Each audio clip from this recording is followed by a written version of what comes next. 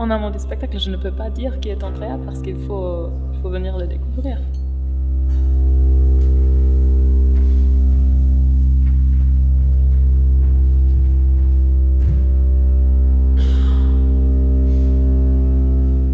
La passion d'Andrea, pour moi, c'était une manière de me focaliser sur une sorte de difficulté que l'humanité traverse d'un point de vue existentiel. So, la passion, dans le terme, le chemin douloureux et difficile, mais pas dans le sens religieux, simplement parce qu'Andrea, au lieu de la passion du Christ, c'est la passion d'Andrea, et Andrea, c'est peut-être nous tous.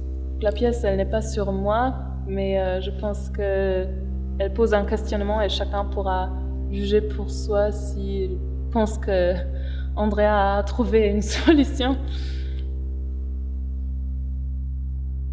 C'est comme si la pièce ne savait pas elle-même ce qu'elle est. Est-ce que je suis un musical? Est-ce que je suis un ballet? Est-ce que je suis une pièce de Shakespeare? Est-ce que je suis une danse abstraite? Et elle voyage aussi entre ces différents désirs. Et la pièce, elle parle de ça. Elle parle du non-choix et du non-positionnement dans un univers qui est plein d'urgence.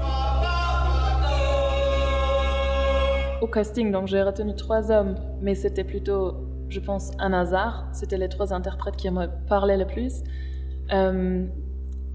Et je ne vois pas vraiment une grande différence de travailler avec eux, de travailler avec des femmes. Mais je pense que la différence est vraiment dans les personnes qui ils sont. Ça, c'est la grande différence.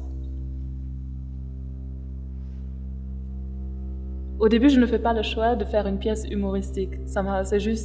C'est ce qui sort en ce moment de moi. Peut-être dans 5 ans, ça sera différent dans 1 an.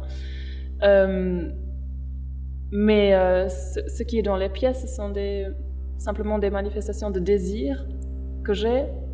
Je pense que ces désirs viennent bien sûr de mon passé, de mon expérience, de ma vie, peut-être des choses que j'ai vécues ou sont influencées par ces choses et par les intérêts que je porte.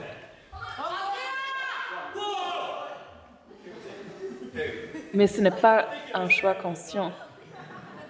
Et le surréel et le bizarre et tout ça, c'est simplement là-dedans, il n'y a pas de limite du possible. Let's do it!